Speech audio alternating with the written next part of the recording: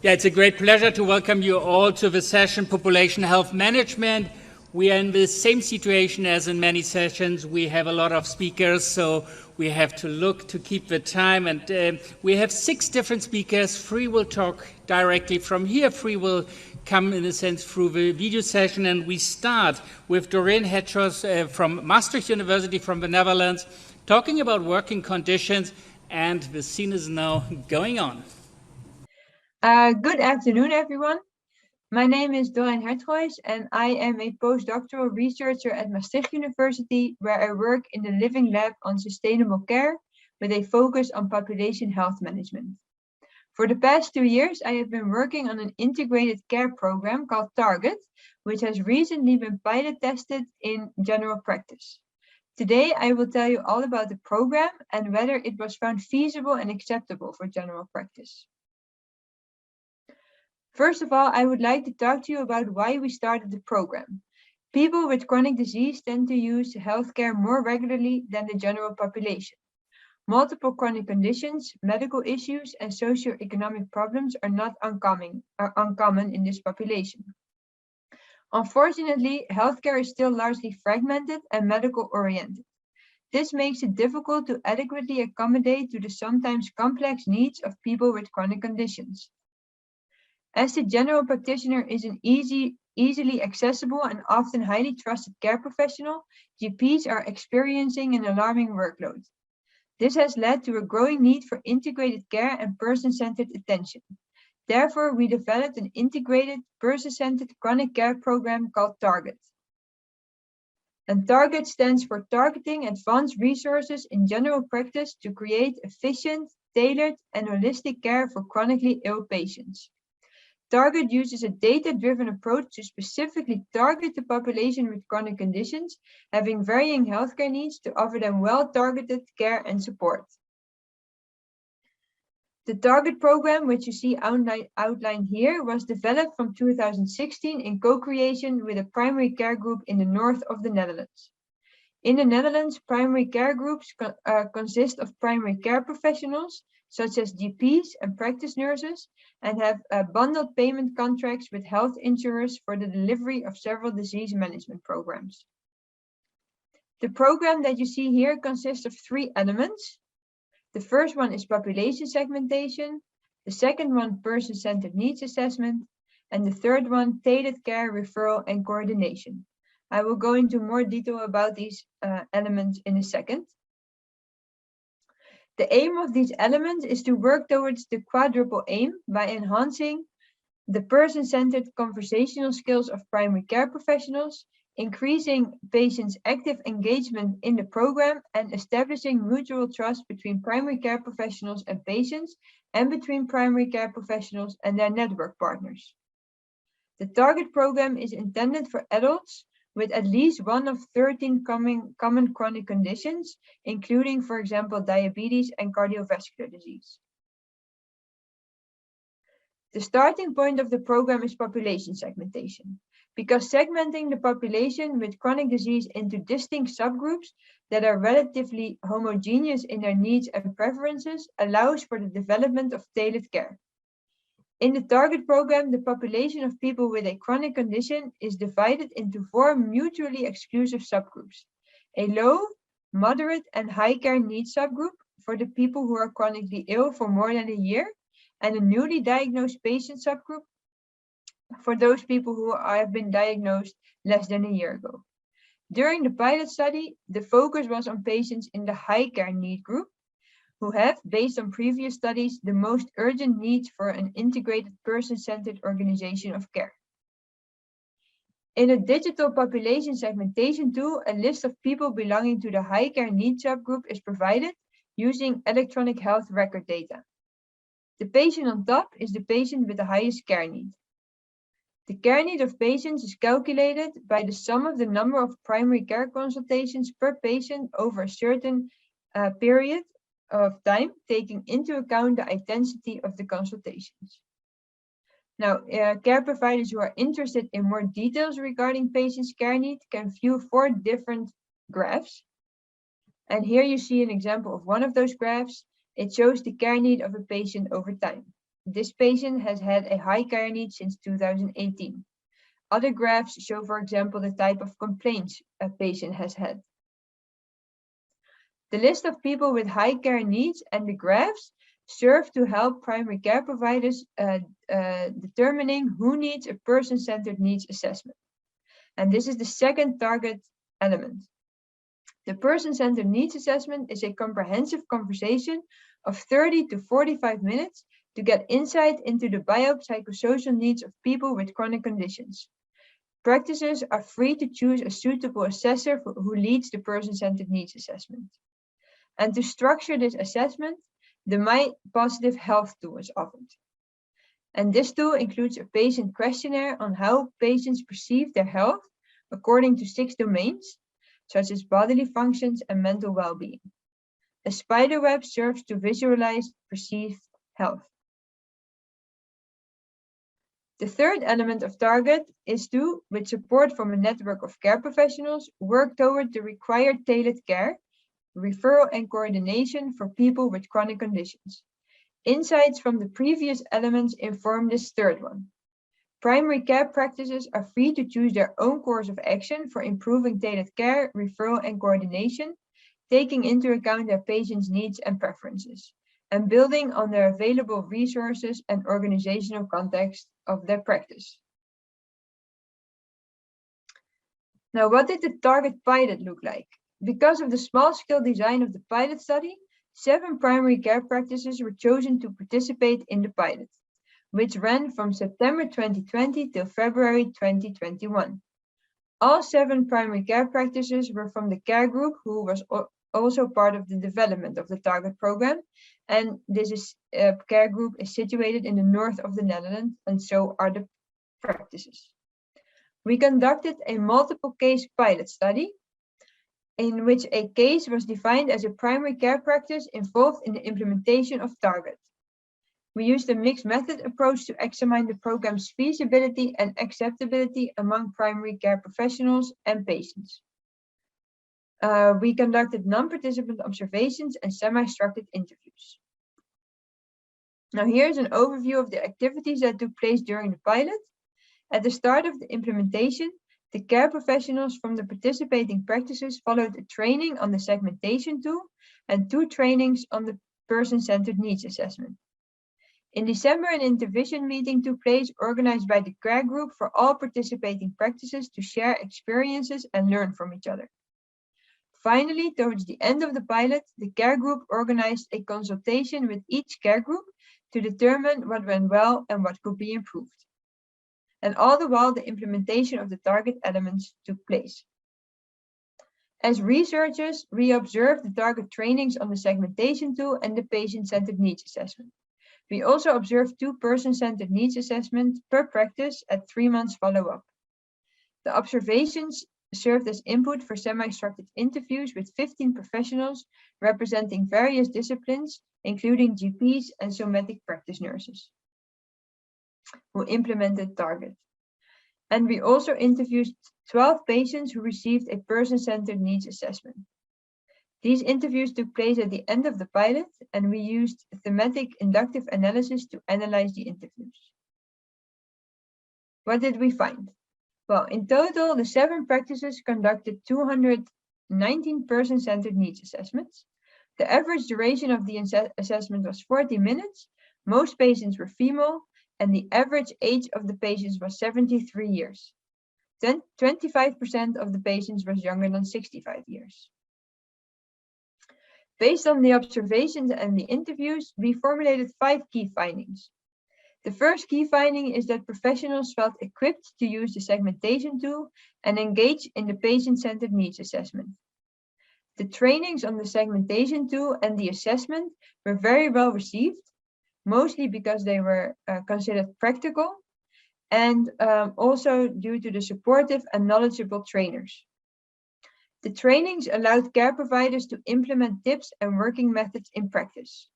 For example, primary care professionals practiced how they could change their traditional caregiving role into a more coaching role by trying not to judge, establish an opinion, and create advice while the patient is talking. And one primary care provider said about this that, practicing how not to judge, establish an opinion, and create advice is very concrete and specific. It is something you remember. Care providers did indicate that besides the trainings, it is necessary to gain experience in practice, and that it takes time to familiarize yourself with conducting a patient-centered needs assessment. The second key finding is that the person-centered needs assessment was appreciated by professionals and patients. This was due to the comprehensive and positive focus on health, which provided new insights. In this example, a patient said, and then she, the primary care professional, said, start working on it, on writing a book. Just start. That happened like 3 weeks ago. And now I work on it, around 3-4 days a week for a few hours in the morning. I am very happy I started it. It is going well. The third key finding was that possible successive actions were often discussed during the assessment, but referrals were rarely made. This was due to a few reasons. First, primary care providers were generally positive about their network and had the impression that it is up to date. However, when the referral process was discussed in detail during the interview, it was observed that the primary care professionals mainly have strong relations with professionals working close by, such as the mental health practice nurse, while referral options to professionals outside general practice seemed limited to, for example, social work. Besides the limited network, sometimes the right care in the right place was already present. This left primary care professionals feeling unsatisfied. And one of them said, we, as primary care professionals, sometimes encounter that after a few primary person-centered needs assessments, not a single action followed. For us, this feels unfinished, although no action is, of course, also an action. There were also a few barriers to realizing follow-up action, and these included, for example, resistance from patients. Some of them did not want to be referred to a psychologist, for example. And also there were some COVID-19 measures, which led to not being able to refer patients to, for example, a physical activity group. The fourth key finding is that professionals experienced higher work satisfaction due to more time for valuable attention to patients. Most primary care professionals indicated that target, particularly the person-centered needs assessment, increased their work pleasure because of the attention that they could give to patients. For the same reason, patients indicated that they are satisfied with the program. And the fifth and final key finding is that a lower work pressure was not yet experienced. Learning new skills and tools required time and energy, especially in practices with limited team commitment. And most care providers indicated that they did not yet experience an improvement in work pressure, although a minority did. One primary care provider said, a colleague of mine, she had a patient which she had a person-centered needs assessment with, and ever since that assessment, that man never called the practice again, even though he used to call every other week. So we did already see a good result. That is nice. Now we can conclude that implementing target is time-intensive, but considered feasible.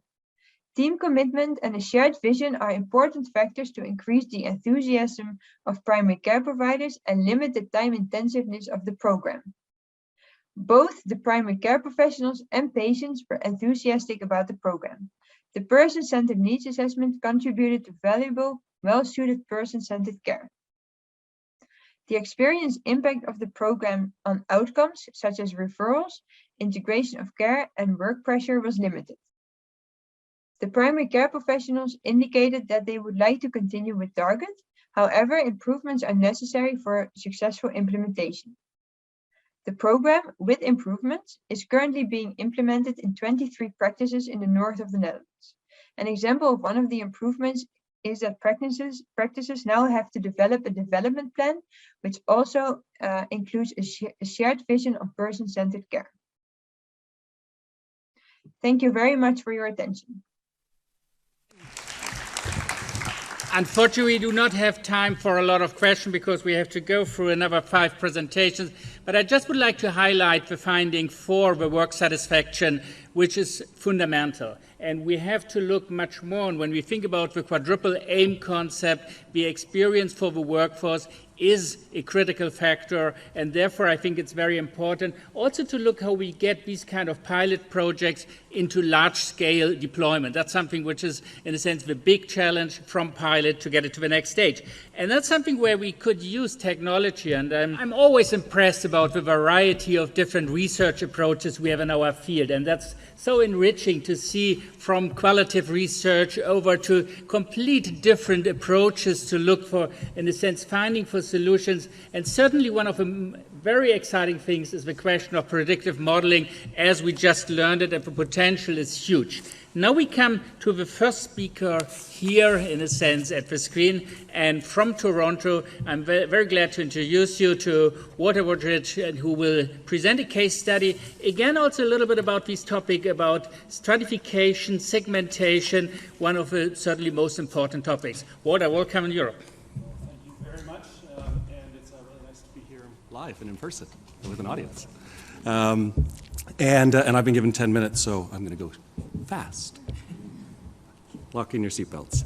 I am going to talk about an example we have in Ontario, Canada, about the Ontario Health Teams. This is an integrated care initiative, and I'll outline what they are. Then I'm going to talk a touch on the evaluation that we've been doing about Ontario Health Teams over the last 2 years with a team of about 8 people. And mostly I'm just going to focus on where we're at right now and how we're using data around indicators, and particularly population segmentation, to help make decisions. I think all health systems around the world are facing a similar challenge, and we've heard of many examples over the conference today and in this session too, around this quadruple aim focus and thinking about the ways that we can make advantage and advance our goals towards the quadruple aim across the entire health system. And I'm going to say by doing this within specific programs and projects over time. So here's our context. Our context is that Ontario has, as many of you have, a very scattered and silo-based healthcare system with many different sectors, from primary care to acute care, mental health, all working in separate systems. In 2019, Ontario passed legislation to do 2 things. One is to agglomerate all of our health agencies in the province into one super agency, and also to empower providers through local networks of care called Ontario Health Teams to take responsibility for attributed populations and advance integrated care in those populations. The Ontario Health Teams range in size currently from about 1 million capitated lives to all the way down to about 35,000 in small rural areas, and the average is about 250,000 lives per team. We currently have 51 teams in the province. Our evaluation has had a number of stages over time. We started off with formative work, getting a sense of the capabilities of these teams to advance population health and integrated care, as well as how they were implementing the models, how they chose to form themselves in what we might describe as a low rules environment. There are not a lot of strict parameters around how teams will advance. The middle section we've spent the last 1.5 years on, which is really observing teams, spending time with 6 teams in the networks to understand how they are actually going about creating trust, developing relationships, and implementing their new models of care. Now we are moving towards how will we measure and monitor the advance of these programs within their specific target populations, and then more generally, and I'll talk mostly to that. We're doing this with a quadruple aim framework, which for us is the same set of indicators, and we have developed measures across all of the 4 quadrants. We have a patient survey developed so that we can measure patient experience. We have a provider experience survey so we can measure provider experience, developed through pretty rigorous engagement with teams and individuals. We also have PROMS measurement for patient outcomes, and then we are using some proxy measures of health indicators such as unnecessary emergency department, well, I wouldn't say unnecessary, I'd say avoidable emergency department visits around access to care, and then also readmissions around whether people have achieved the health status that they need. And we also have deep cost measurement at the individual level. I'm going to focus on this right side of the chart today around some of the indicators. We've been producing a number of reports using extensive health administrative data we have in Ontario. So in Ontario, every time someone visits a physician or visits a hospital or goes to an emergency department or receives a home care service, they generate a record. And we use these records for the entire population of 14 million people over time to do this work and to develop indicators. We produced indicators, a set of 10 for the overall teams, as well as indicator reports in 3 separate target areas that are very commonly targets, and I'll talk about them in a second. We have provincial reports, but we also send individual reports to each team so they can know their own performance on these indicators relative to other teams, and I'll show you a little bit about how we display that. How we selected these indicators was starting with a jurisdictional scan, looking at what was measured in Ontario, what was developed or promoted by the teams themselves in their own applications, and then going through a modified Delphi process and validating them with other key stakeholders in the province of Ontario. These are our 10 overall indicators. In the population health area, we have overall premature mortality, and then for everybody in the teams, we measure the associated cost per month. We have hospital-based indicators, and then we have community-based indicators as well. So we try to be a little bit balanced in our measurement. We've done something similar in the 3 main target populations: mental health and addictions, palliative care, and frail older adults. And we have the indicators, and as I said, the specific reports sent out to each team on these specific indicators as well. The government has also decided on a couple standardized indicators right now, especially coming out of the pandemic, to be focused on, and they've identified these as alternate level of care or delayed discharge as a measure of avoidable hospital days. Emergency departments is a first point of contact for mental health, so people did not know, they were not known to have mental health conditions, and then they showed up in the emergency department. And there are cancer screening indicators as well. We know that our cancer screening rates are down by about 20% this year, which to me means we have people walking around with cancer now that would have been picked up a few years ago, so that's another indicator. Through everything we do, we take an equity lens.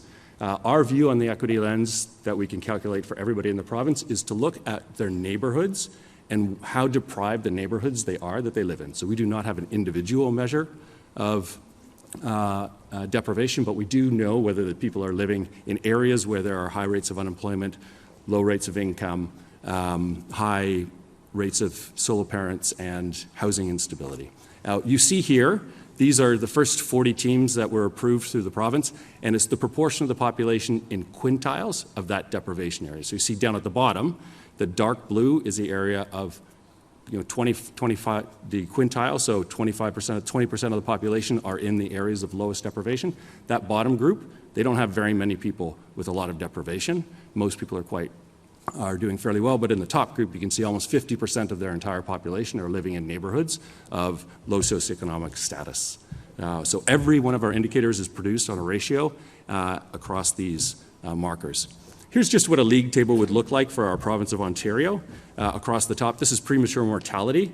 This particular set of data, 1920, we've updated it now to the next year and sent that out as well. So you see, there's a bit of variation from 200 people per 100,000 lives dying prematurely up to 600 people. So that's a threefold variation in our province. And you also see, these are colored by the areas of marginal deprivation. So the dark is the areas of high deprivation. And so you see the dark appears up at the areas of high premature mortality and more the light colors down at the areas of low premature mortality. So we have major socioeconomic disadvantage in our province when it comes to a number of these indicators, not all, this being one for sure. We also looked at emergency department visits. I'm only putting 2 examples up here. These are the ones that are best managed elsewhere. And so you see here also a bit of a gradient. We see among the people there are a number of teams that are performing fairly well on the left side here, and they all have about the same rates, but then it definitely from about the midpoint up escalates up, and again you see more of the darker issues. So people having difficulty accessing care, perhaps in primary care or other community-based settings, also attached to material deprivation. We emphasize this view of equity in everything that we do. This is how the individual reports are sent out. That was the league table of everybody. Individuals get these spider diagrams where the best performers in the middle and the worst performers on the outside, so people can see that if they want to be among the best, they need to get they're near the small, they want to be small, they want to be on target in the center. We've also done these exact same diagrams across for mental health, frail older adults, and end of life, and this helps teams decide where to prioritize their work. So where they have larger diagrams, that's an area where they're not performing as well relative to others in the province. We have a lot of work to do on peer comparisons here. This is pretty crude at the overall level. Key message for our team so far is smaller is better on those indicators, and choose indicators where your ranking is worse. Those are your opportunities for greater improvement. But then we're confronted with the challenge of, so if I want to choose an indicator, say, emergency departments first for mental health, how do I know who out there in my population of 250,000 people should I target for that intervention? So to do that work, we've taken this segmentation approach and applied it. So everybody's familiar with this pyramid, I think, where we have generally most people in the population being healthy, and then as we rank up, they have more intensive care needs, more complex care, and needing more resources around case management, care management. Through everybody in all of them, we have social factors and equity status, regardless of their health status. It might be more at the top, more challenges, but it appears at all levels.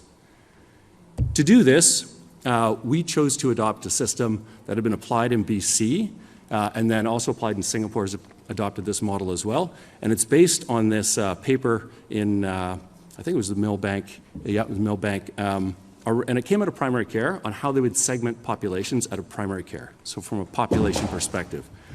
There are 4 broad categories to this system. Populations that need, their focus and goals are staying healthy. Focus and goals might be getting better, living with chronic illness, or really getting to advanced care at the end of life. There are 14 subcategories in here. So this is what we've adopted at present to focus the attention of teams. And how are we using this? So I'll take this indicator of emergency departments first as a point of contact for mental health and addictions, and using that BC matrix. So here what we have is everybody who visits an emergency department in each of these bars. It's the total number of people that visits an emergency department for a mental health and addictions problem. The dark blue represents the people that were previously identified as having a mental health concern, and the bright green represent those people that were unknown to have had mental health concerns. So they actually get a count. When you count the number of the space of the green, that is the number of people, the x-axis here is the number of individuals that have first admitted to an emergency department for mental health need, previously unknown. And then the number on the far right shows what that rate is. So here, if they want to advance, they can pick the populations where the green bars are longest, and that will be the areas where they have the greatest opportunities. So the bottom row here is actually the non-users, people who have not encountered anybody in the health system for the past year. In that population, it's about, this is the entire population. Every OHT gets their own results, but our entire population, that's about 8,000 people.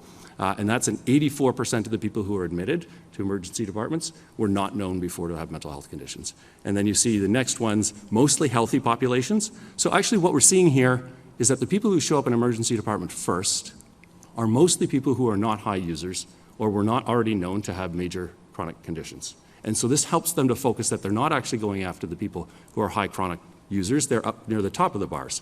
They need to be down near this bottom, low chronic conditions, mostly healthy or non-users in the system. And that's how we're using segmentation and indicators to help advance the programs.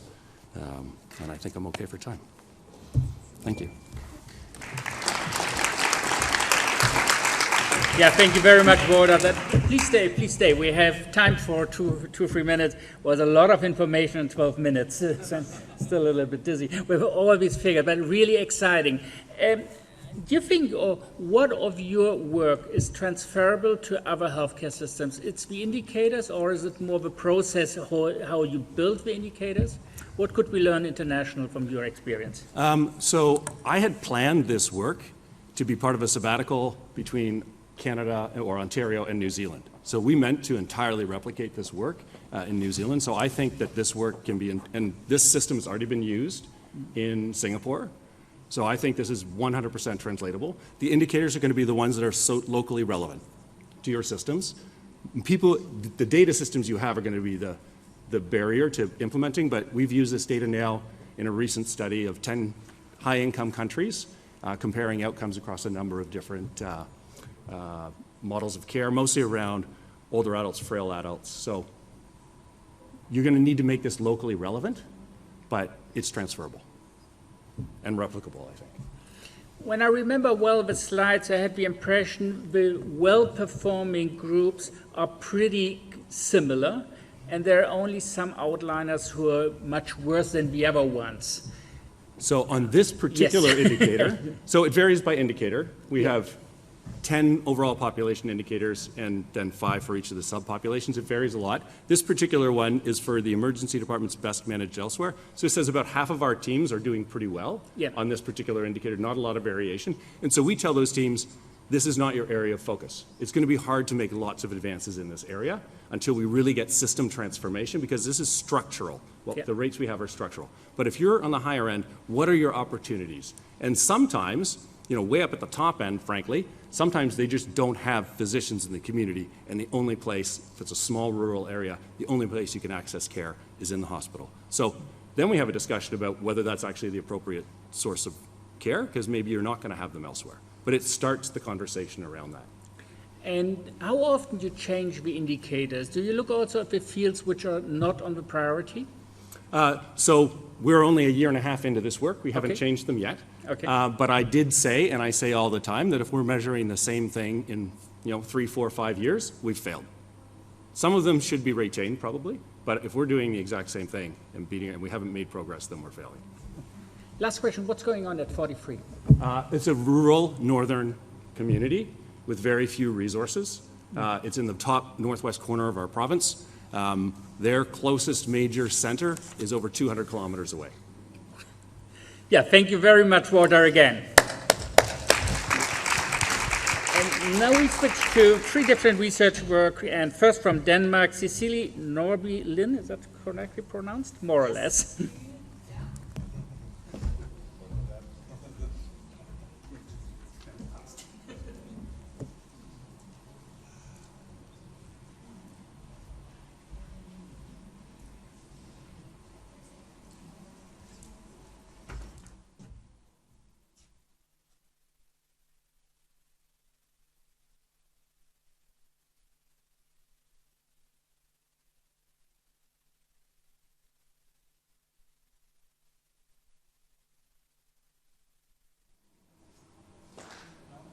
No? So? Oh, then. Well, nice to see all of you today. I've been looking forward to present this study, Person-Centered Care to Prevent Hospitalization. It is findings from a focus group study with municipal healthcare providers and general practitioners. My name is Cecilie Nørby Lyhne. I am an assistant professor at Aarhus University. So, I will present some study results for you today, and it's still unpublished. The article is in peer review now. Please feel free to contact me if you want the published results when they are out there. Good.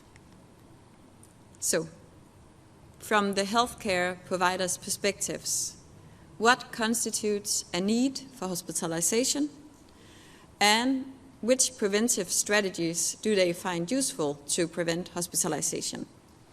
These were the research questions that we were eager to answer through this focus group interviews with the healthcare providers. The agenda for this short presentation is first, short introduction, aim, methods. I have a key finding for you. It's comprehensive results on this qualitative study. So I've chosen one main finding for you today. Also, I have some points for the discussions, implications for research and practice, and conclusive remarks. You can follow the flow at the end, at the bottom of the slides. So, a short background information. The OECD state that good quality primary health care improves health system responsiveness, makes healthcare more person-centered, and can improve population health outcome. Further research show that targeted preventive strategies, including care community and coordination to meet the person's needs, can prevent acute complications and reduce hospitalizations.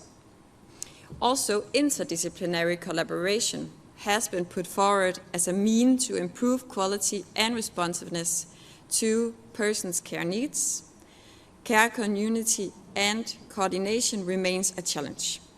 So there is a need for clarifying the perspectives of the primary healthcare providers to develop initiatives supporting the interdisciplinary collaborations to improve the quality and the responsiveness of the primary healthcare.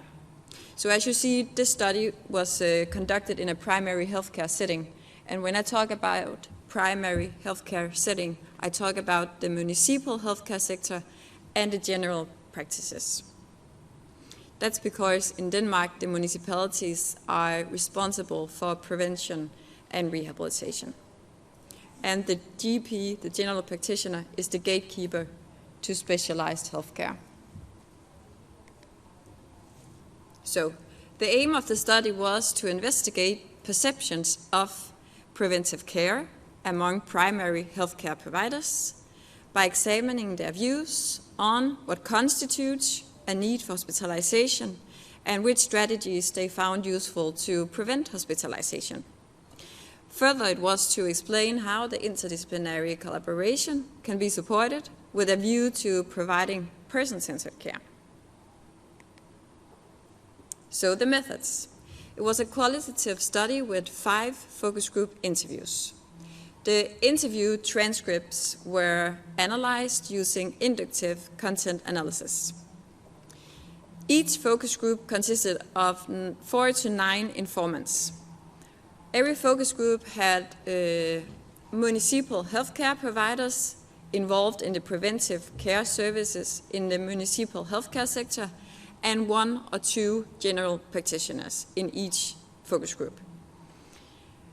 And as I said, all were involved in the preventive services in the primary healthcare sector in one of the 4 municipalities in the central Denmark region.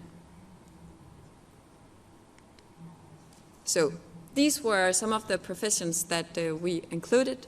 So it was social and healthcare assistant, registered nurses, nurse managers also, team coordinators, social and healthcare assistant, acute care nurses, home care nurses, physiotherapists and occupational therapists, and general practitioners.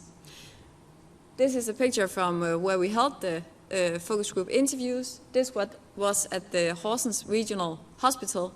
Also, we held some focus groups located in the municipal healthcare setting to be close to where the healthcare practitioners work, in order to fit the focus group interview into their workday. So we had 5 focus group interviews. And our initial research question were, from the perspective of primary healthcare providers, what constitutes a need for hospitalization and which preventive strategies are useful to prevent hospitalizations. So, from the inductive content analysis, we had 3 key findings, 3 main categories, looking across the meaning units from the transcripts, seeking for patterns in meaning of content. So, the categories were that mental and social conditions influence physical functioning and need for hospitalization. The second category was well-established primary healthcare services are important to provide person-centered care through interdisciplinary collaboration. And the third key finding were the interdisciplinary collaboration in primary healthcare services is dominated by a focus on handling acute physical conditions. So this part of reacting to acute physical conditions was a main focus instead of preventing acute complications in arising. Yeah. So as I said, it's kind of comprehensive results, and I just will have one main point to deliver for you today from these key findings. So what we found in the focus group study, actually, one of the interesting things was that the healthcare providers were all very attentive towards the influence of both the mental, social, and physical conditions on the risk of acute complications and need for hospitalization, thereby entailing a focus on person-centered care. Meanwhile, the interdisciplinary collaborations among the primary healthcare providers primarily focused on handling the acute physical conditions. And this was a barrier for the interdisciplinary collaboration in the preventive services in the municipal healthcare settings, required in the provision of person-centered care to prevent acute complications in arising and then hospitalizations. So I have a quote for you from one of the physiotherapists from one of the focus group studies. She said, "We had someone who lived on the second floor in a building with no lift, and he had a chronic obstructive pulmonary disease, and after arriving back home and climbing the stairs, he was ready to be hospitalized." So she really puts it at stake that there is links between the social conditions, the psychological conditions, and the biological conditions, if we take it to this, to a reference to the biopsychosocial model, which are a keystone in preventing and rehabilitation. So they need to draw focus to all of these, to the links, the complex links between these three main factors. Also, I have another quote for you. This is a discussion between a physiotherapist and an acute care nurse. The physiotherapist says, "The system doesn't really support all of those underlying reflections. That's the system that they plug the health information into. It is more specific, and it is here now. Have you tested the urine? And what else does the system say?" She asked one of the other at the focus group. "Have you measured blood sugar?" Acute care nurse says, "Yes, that's true. If the person is diabetic, and always contact a doctor if the score has this certain value. But I just think that there are many other reflections about an acute condition." So this is also a good example where the digital systems that they have when they're out at the patients focused on these biological terms or categories. So they don't draw focus towards the more mental or social conditions in this context. And this is frustrating for the healthcare providers because they don't have any available alternatives to get in and do something about the social factors and the factors that are not directly health related. Because the tools and documentation systems that are systematically implemented tend to draw focus on the physical conditions and acute illness. So, also the qualitative content analysis from these three categories, looking across patterns from these categories, we found one overarching theme, focusing on the whole person in an interdisciplinary collaboration provides more person-centered care and prevents hospitalization. So, this was our main conclusion. And now, for some short points of the implications for practice and findings. The study shows or contributes with the perspectives of the primary healthcare providers. So, also for the external validity which a an international conference, as being here really puts it on point today. I will highlight that this study is conducted in Denmark in a text-funded and open access system. So the healthcare system, organization, and the access point and the funding of the healthcare services should be considered. Also, for the implications for research, there is a need for more knowledge from the perspectives of the person with the care needs, the citizens, the patients. And also there is a need for knowledge from the perspectives of course, the interviews was what the primary healthcare providers, but there is also a hospital and maybe a social sector that could be interesting to get into also, to seek more knowledge on the collaborations across sectors. For the implications for practice, involving all stakeholders, also at the management and organizational leadership level, policy management, and informing about the relevance of social and mental conditions as they may influence the general health state and the risk of hospitalization is important.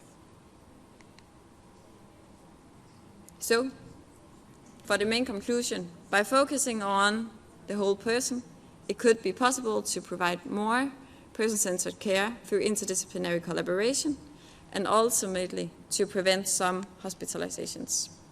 And stakeholders at all levels should be informed about the relevance of considering mental, social, and physical conditions to improve the quality and responsiveness of primary healthcare services and to develop some initiatives to support interdisciplinary collaboration. So, thank you for listening, and comments and reflections are very welcome. And my contact and write me for potential collaboration or further questions to the study. Yeah. Yeah, thank you very much. It's a great topic because it's addressing both. It is, in a sense, better quality and lower cost. So preventable hospitalization should be something which should be really in the focus of our health service research. And for me, I'm really still very much impressed about when you think about the first speech or the second one from Francisco, from Walter then, and from Cecilie, completely different, but so important to bring them together. In a sense, to have this mixed methods approach, each of them is tackling a different aspect, and we have to bring the knowledge of a way of looking at things together. So that was fantastic. Thank you so much again.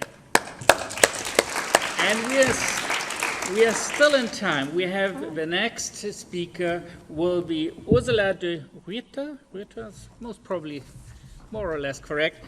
Again from the Netherlands.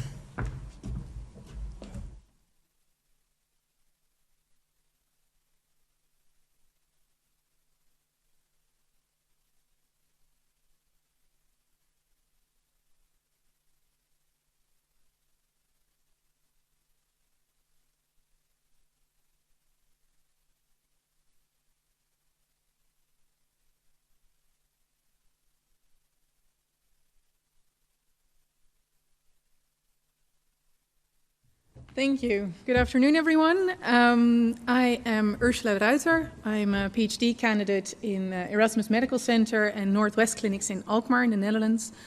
And today I want to tell you a little bit about a review we recently published on prediction models for future high-need, high-cost healthcare use as part of a case-finding strategy. Short outline, I will give you a little bit of background. I'll be brief. Then I want to go in depth into our review, and I will finish up with our conclusion and some take-home messages for you to brew on. But first, let me introduce you to Jan. I'm an MD. I actually never envisioned myself doing a PhD. And when I prepared this patient for the outpatient clinic, I was looking at an 84-year-old male who was referred to us for anemia with quite an extensive medical history. He had recently been hospitalized with a hip fracture. He'd suffered a stroke this past year, and he'd been in the ICU with a septic episode. He used well over 10 medications a day, and the past hospitalization, he was discharged to an assisted living facility. But the anemia, that was my job, so me and my supervisor prepared policy, bone marrow biopsy, and then we'll continue. But then Jan came in, and he didn't come in alone. He came in by a wheelchair, wheeled in by his wife, which was not in his chart. And he had absolutely no clue why he was referred to me. He had experienced quite a severe burden of all the multimorbidity. And in the last 6 months, he was admitted twice, one of which had an ICU episode. He had over 15 outpatient appointments, and that didn't even include the GP, physical therapy, home care, dietitian. And the quote that really stuck with me is, "We just show up when the hospital invite comes." And I no longer was very sure of my bone marrow biopsy. Okay, fast forward. I'm now doing a PhD on high need, high cost healthcare use, because I think we can do better. Because high healthcare use, this patient was getting a lot of healthcare, but it wasn't appropriate. We weren't providing the proper care. And then there are different denominations, frequent flyers, frequent attenders, and it all boils down to a high need with a high cost, which is basically why a lot of us are interested. But it's also the appropriateness. If all the high need and all the high costs were completely appropriate, we would be having a different discussion. The care for this patient was simply not the right care. From a care perspective, we need to care because there's potential for suboptimal quality of care. I'm not telling you anything new. There's the possibility for over, but also for under-treatment. There's a lack of care coordination, not only for the patient, but also for the provider, because I have no clue anymore who this patient is seeing and who I should update on my policy. And there are potentially avoidable events. From an economic perspective, there's the rising healthcare expenditure is just no longer sustainable. So cost reduction is necessary. And the distribution of healthcare expenditure is very skewed. So the top percentages have become a target for intervention. So 10% of our patients are responsible for 70% of our healthcare expenditure. So a lot of programs and initiatives these past years have focused on that top in the pyramid. Because 10% of the cost that we make are deemed preventable. Now, if you look at who are these patients, there are many segmentations, many distinctions to be made, but if you cut them up in 4 distinct categories, the group that we're really trying to target with case management, care management, all these intensive care programs are the persistently high need, high cost patients. So patients that are year after year in that top percentage of the cost pyramid, but also are characterized by chronic conditions and functional limitations. Then if you want to, because this is where I was at, we were going to make this huge case management intervention in our hospital. We're going to make all the patients better. But then who? How? How to select the right people? How to select not only people that are in need of intervention, but also amenable to intervention. So we wanted to target the persistent high need, high cost population with multimorbidity. And then if you look at literature, there's different criteria you can use. We could use prediction modeling, thresholds, so more than 10 ER readmissions, or as was presented earlier in the target, more than a number of primary care visits. You could use comorbidity scores or simply referrals, so the opinion of a medical professional. And then in literature and our idea, why not use the best of both worlds and make it hybrid? So use prediction modeling on the one side and use all that data that you've got, but then also have the list that the model provides assessed by a clinician. That leads us to my review, because we wanted to take inventory. Which models are out there? What can we use? The prediction model for high need, high cost case finding was our goal. And so we took inventory of all non-proprietary models with an outcome on high need, high cost healthcare use, with the aim to evaluate model performance, appraise risk of bias, but also look at applicability. So in order to look at these 3 aims, for the model performance, we looked at reported measures of discrimination, which is the ability of a model to distinguish between those with and those without the outcome. Calibration, which is the agreement between observed and predicted outcomes.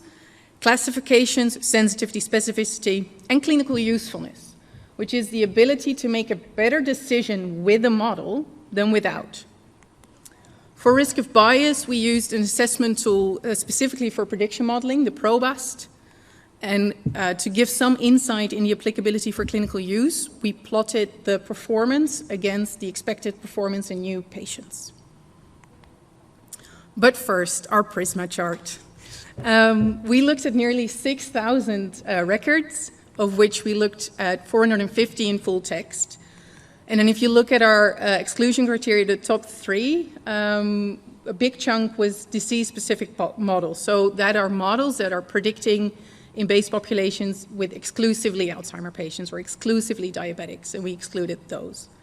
A large chunk still was models that were not on future healthcare use, and some were on proprietary models, and we figured that was not something we could use in our setting, and we really wanted to provide an overview of the models that are available to everyone. Which led us to include 60 studies in the end. This is a summary. It's a busy table, but I'll talk you through it. These are our 60 studies. So we had 40 that were development only with internal validation, but some even without. 15 studies concerned development studies with external validation, and 5 were external validation of an existing model, 2 of which were the same model. If you then look at the population setting, so in what kind of populations were these models predicting, by far the biggest chunk was general population. Then, because a large majority of our studies were conducted in the US, some were exclusively Medicare or Medicaid, and quite a large number were in primary care, which to a Dutch researcher is quite interesting because we have a very strong primary care system. If you then look at the source of the predictor data, so where are the variables coming from that you need to put into your model, by far the biggest group was insurance claims data, which if you think about having an outcome that has to do with cost makes sense. A pretty big group was survey data, which complicates validation because not all countries have access to those variables, and electronic health records. The prediction time span, you can see it here for the 3 different groups, had a mean of 16 months, which is important because by far the majority predicted for the subsequent year, and that leads me to the following, that only 5 studies looked at a predicted time span beyond 12 months. And you can imagine if you are developing a case management intervention for persistent high-need, high-cost patients, you want the model to predict for more than a year. And only 5 studies looked at that. Again, one of them on the same, 2 of them on the same model. So our 3 aims. First, model performance. It varied and it wasn't described sufficiently. Model validation was provided in 45 studies, which means 15 studies had no means of validation, so not even internal. Model performance described in both terms of discrimination and calibration was only done in 14 studies. And there were hardly any measures of clinical usefulness. 1 study had a decision curve analysis and 1 had a net reclassification index, and that was it. On to our risk of bias. In 40 studies, there was a high risk of bias, which if you look at the subdomains of the PROBAST, that was predominantly due to issues in the analysis domain, which means there were problems with handling continuous or categorical variables, or how they used or they handled missing data. For example, if they used missing data as an exclusion criterion. But now, okay, you've looked at these 60 studies, you are coming to me, you want to develop this case management intervention. Which model should I choose? Well, I'm not going to give you A, B, or C, because it heavily depends on your setting, what predictors are available to you, and the goals of your intervention. But to provide some insight, and because we couldn't compare clinical usefulness, we made this scatter plot. So on the x-axis is your discrimination, so how well does the model predict? And we used a C statistic because that was the reported measure that was used most often. and a discrimination with a C-statistic above 0.7 is considered a good model. Then on the y-axis is the events per variable, which is a measure for overfitting. So you want to be in the top right corner. This comes with a table that defines setting and variables that you need, so you can look up which one you want.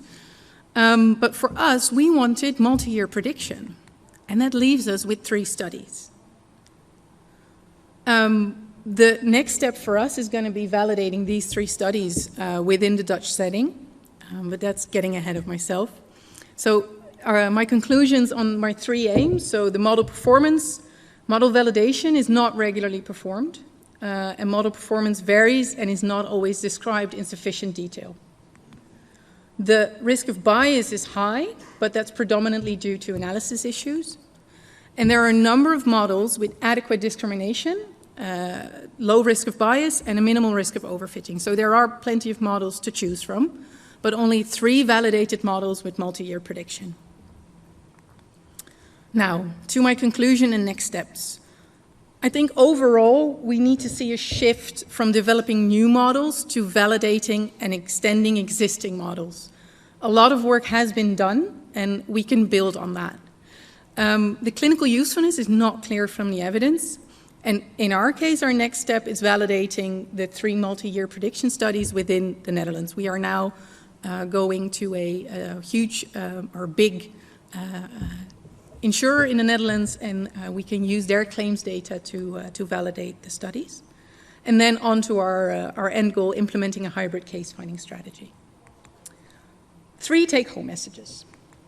If possible, validate or extend rather than develop something new.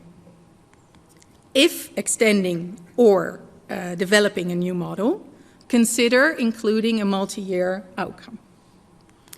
If you are developing a case management study, clinical usefulness is not widely studied, so that complicates your model choice.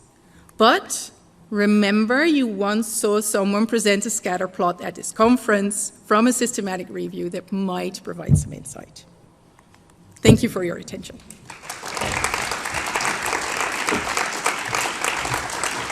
Yep. Thank you very much, Ulla. This is really great research work. I was very much impressed, and I like the way how you presented it with inventory. Let's look around, what knowledge do we have, focus it, narrow it down to take some of the examples, diving a little bit deeper in it, makes a lot of sense. And I like very much the way also how you presented the take-home messages, which is a clear message in a sense, not doing everything from the scratch, but in a sense being also knowledgeable enough to know that you can't copy it one-to-one. There's still a lot of work to do. So thank you very much again. Great work. So, and the next speaker is again from the Netherlands, Anne de Boer, but virtually. Hello, my name is Anne de Boer.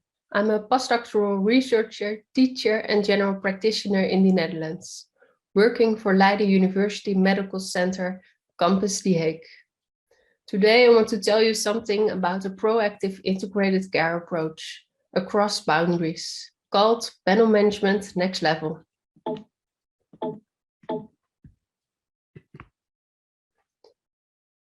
There's an urgent need for reforming healthcare so that all stakeholders can be enabled to deliver high quality, people-centered care while keeping the cost under control. One of the paths towards a sustainable healthcare system is integrated care. The aim of integrated care is to better coordinate care around people's needs and across organizational boundaries. Fully integrated care is characterized by an integrated care team working with a single set of governance and accountability rules and common budget and incentives. For people with complex needs, this implies a flexible care network. Panel management is a form of integrated care. Kaiser Permanente was the first who defined panel management. Kaiser Permanente is one of the largest integrated care healthcare providers in the United States. They defined panel management as a set of tools and processes for population care that are applied systematically at the level of a primary care panel, with primary care physicians directing proactive care for their and panel patients. In this first definition, there's a focus on primary care. This in contrast to integrated care, which also crosses boundaries with, for example, the social domain. In addition, this definition is a linear approach. Evaluation and improvement cycles are needed to make a sustainable program. The aim of this study was to develop an innovative panel management approach towards an iterative process across boundaries. Panel management next level. Here too, we adapted Kaiser Permanente's definition of panel management and described the process of the new approach. We propose to broaden panel management towards a definition without a focus on primary care. The new definition of panel management next level is a structured set of tools and processes based on medical and social needs that are applied systematically at the level of a patient panel, sharing the same risk of an adverse event, with physicians directing proactive care to their and panel patients. With this definition, everyone within every level of healthcare can apply panel management techniques. The process of panel management next level is an iterative process with 4 different steps. First step is empanelment of patients who share the same risk of an adverse event and allocating them to an administrative subgroup using risk stratification algorithms. The second step is choosing or designing an appropriate intervention.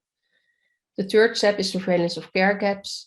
A fourth step is effect and process evaluation. Let's look closer to the 4 steps. The first step is empanelment. The aim of empanelment is the identification of people sharing the same risk of an adverse event in care and allocating them to an administrative subgroup. First, define the outcome you want to achieve. This can be health-related or morbidity and mortality related. A health-related outcome can be maintaining independence for the elderly or promoting physical activity. A morbidity or mortality related outcome to aim for can be preventing COPD exacerbations or postpone mortality. When you define the outcome, then define the risk factors and use the risk factors to stratify your panels. In this example, you see 3 panels: a low risk group, a medium risk group, and a high risk group. The second step is choosing or designing an appropriate intervention, which has an aim to reduce the risk of an adverse event. You need to design an intervention for each of your panels, so not one size fits all, but a personalized risk-based intervention. There are many interventions there already, but is the intervention evidence-based, and is it appropriate for your specific aim panel? There are 3. Daar heb je geen app voor. Die moet je There are eerst 3 downloaden. components to consider when you're designing or developing an appropriate intervention.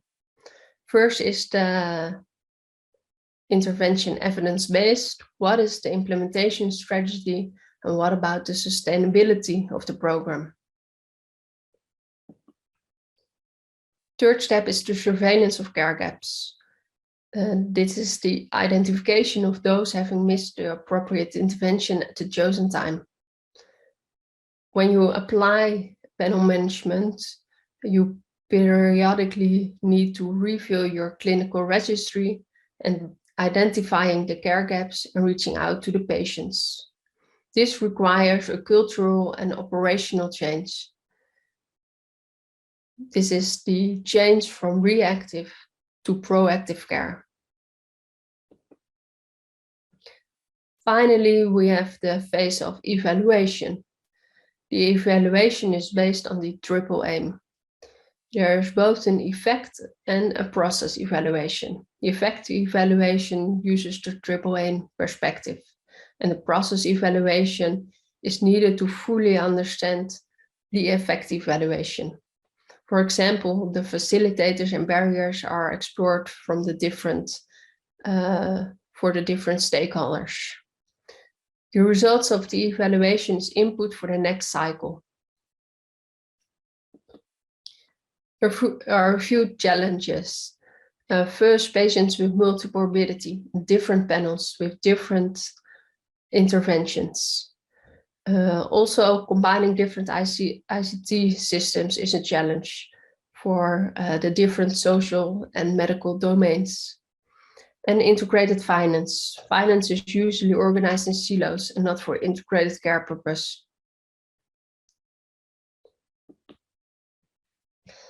In conclusion, panel management next level is an innovative approach which can be used across boundaries.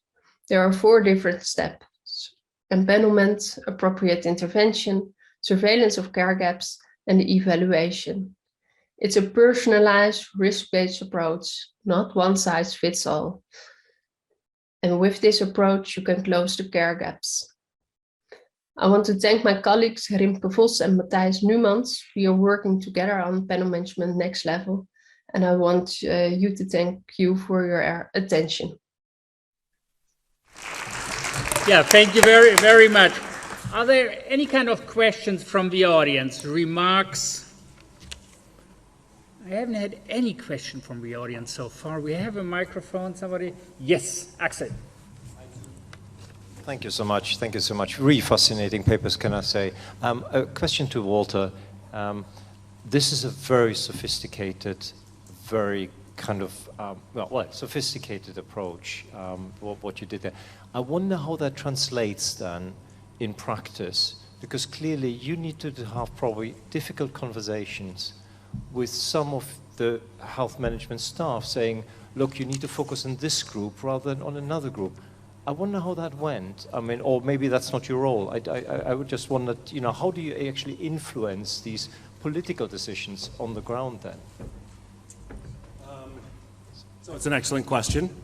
And we do now spend a little bit of time with the practices to interpret this information. The first set of reports we did, actually, we just sent them out and didn't ask anybody how it went.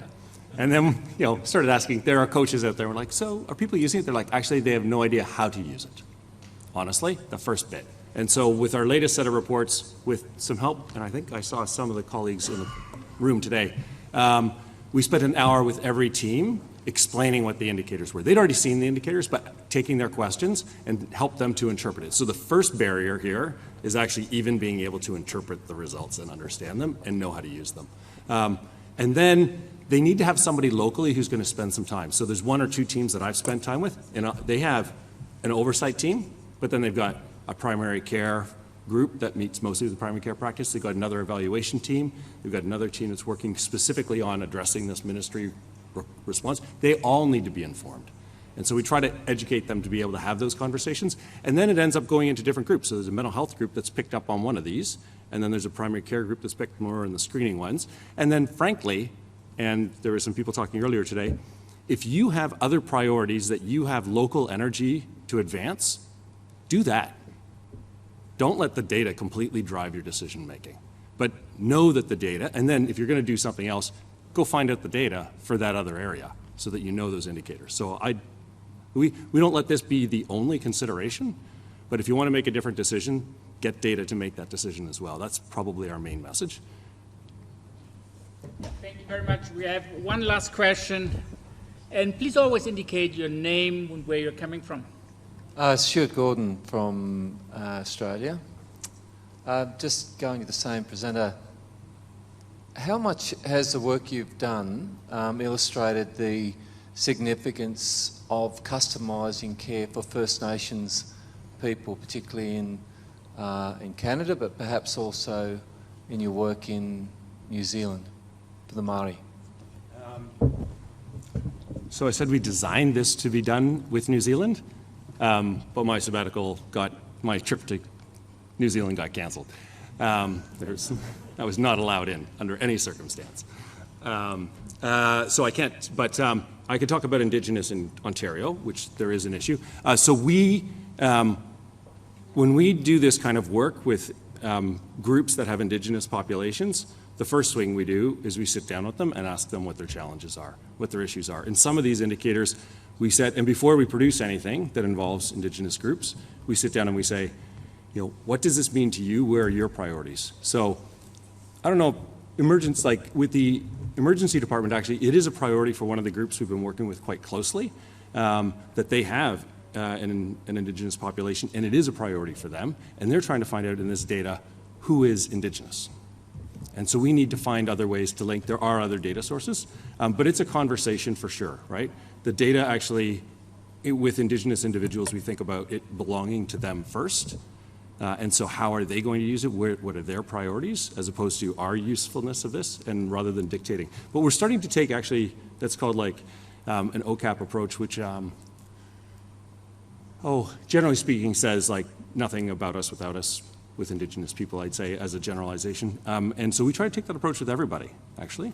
Like those principles around having conversations about what is most meaningful to you, where are your interests, and then seeing if we can inform that through data. Has the data sovereignty been something you've had to navigate in that? So to date, we haven't had any challenge with data sovereignty because it's of interest to them and they're asking us. But we go to them and we ask them what's important to them.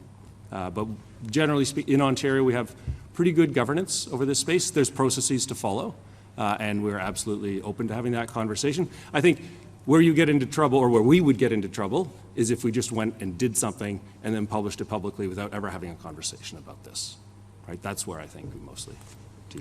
So if it's done collaboratively, it works. Yeah, thank you very much, Walter, again. And I just want to conclude with one, in a sense, more or less a personal summary. I attended pretty much all of the 22 IFIC conferences over the last years. And when I look what changed over these 22 years, there are three things which I think are significant. First of all is when you look at the presentations, it's much more about stratification, personalized. We learned a lot, secondly, about the data use or the use of big data. But what I think is most striking is, in a sense, when I compare it, and Nick Goodwin is sitting over here too, the quality of research increased significantly over the last years, and also the quality of the methods we are using is growing significantly. So it's really exciting to see how the field increased year by year. The knowledge is increasing. So it's, but Nick, maybe you could comment it. Well, you get a microphone because you're certainly one who participated at the first conference. I did. Yeah, you give me away mine. Is that on? It is. No, I agree with you. I think the quality of the evidence is growing, but it's still quite weak in many areas. And I think one of the interesting things about this presentation, particularly as we begin to think about predictive risk or other opportunities to use data to support population health management or target at-risk populations, is that we still, and I think Walter said it, we still haven't quite worked out, we've kind of begun to work out the syntactic elements of that. How does the data connect together so that it's high quality data and the predictive value of that data is high and that actually it has utility? I think we've got to the point where that can be done in most countries. What we haven't done is the semantic stuff, which is how does that socialize itself in a relationship with healthcare providers of all sorts of different points so we can actually get a model of care and a response that's going to be effective to the people we're trying to influence. Because I've seen the use of this data end up with actually the reverse effect in terms of the ability to manage a population. given a reverse effect might be numbers of hospitalizations or the ability to keep people well at home. And if you use the data wrongly, or use the data in a way that isn't socialized with the people who are using it, it's not going to be worth it at all. So that's the next challenge. It's not necessarily a data challenge. It's the same with telehealth and other tools. All of the tools are there. But if the service isn't ready to use the tools effectively, then it's really not going to work. And when you look at the sort of the evidence for case management, for example, which is really conflicted, we know where it works well, and it works well because the teams are socialized to work with or without data to do that work well. So I think that this has been a fascinating conversation, but I'm taking away a number of different things from the conversation around how we use different types of data, how we socialize that data, and how it's not just about medical data. And it's kind of on that pathway. So you're absolutely right, Volker. We're on a pathway to being much more sophisticated in our understanding of the methods that we use, but we're still on that path. So we saw a lot of things changing. The only thing which did not change, there was one remark, Ursula, on your presentation, cost containment could not go on in the future. We are saying the same sentence since 22 years, so don't be too much scared about that one. I wish everybody a nice reception. Go networking and enjoy the evening. Thank you very much.